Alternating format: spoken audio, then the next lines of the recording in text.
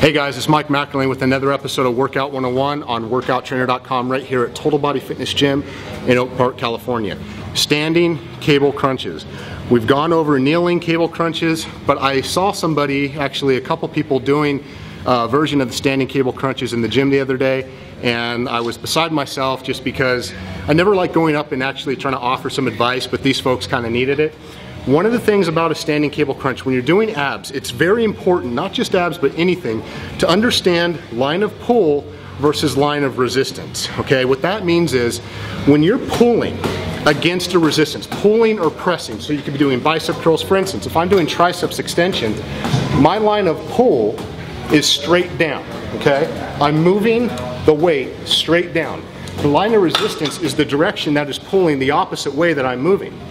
So in the form of a crunch, okay, if you're doing a cable crunch where you're bent over here and you're crunching, there's two versions of movement.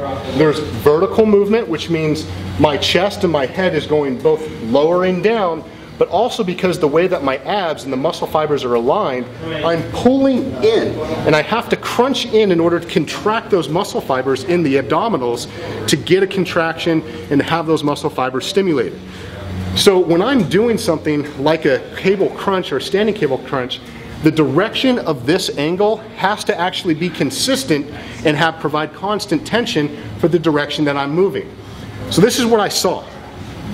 I saw the good young kids standing like this against the triceps extension machine, and they were bent over here, and they were reached out, and they were crunching down here and pulling back. And that might seem okay, and it actually is. The problem is that this resistance is behind where I'm pulling from. So if you notice, as I'm coming out here, I'm pulling from my abs, which is about right here on the floor. But if you look at the direction of where the cable's pulling, it's not consistent with the direction that I'm moving. The direction that you're moving, the direction of the resistance have to be equal.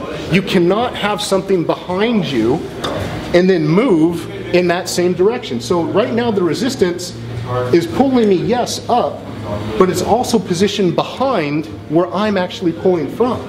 So all you have to do is now switch to where now the resistance is ahead of you, pulling this way. Now you have constant tension.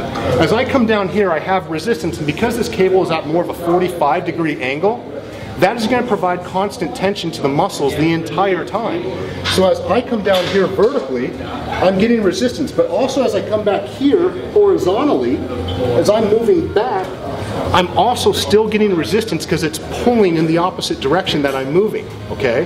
That's not the case when you're here, okay? When you're here, I'm not getting any resistance as I'm going back towards the center line of my body or my thighs. So as I crunch here, there's no resistance that's pulling against that direction, therefore you're not maximizing the amount of load applied to the muscle. So to do this correctly, if you're going to do a standing version, stand in front away from where the base of the resistance is, which is up here where the pulley is. Okay, that's the base of the resistance. Stand ahead of that. Grab a rope or a bar, it doesn't really matter.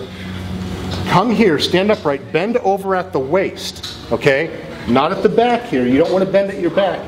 Bend over at the waist to where your butt sticks out, and then what you want is you want to go ahead and position your elbows right by your head so that you're not moving with your arms, you're not pulling with your arms.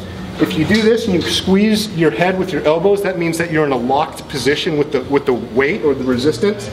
And as you're here, tighten, draw your abs in, suck your stomach in. That's going to make sure that you're maximizing the contraction in the TVA, or the transverse abdominis.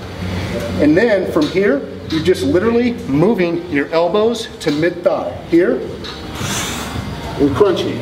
Come up, crunching. You're not pulling. I'm not doing this where I'm leaning and bending down. I see that happen too.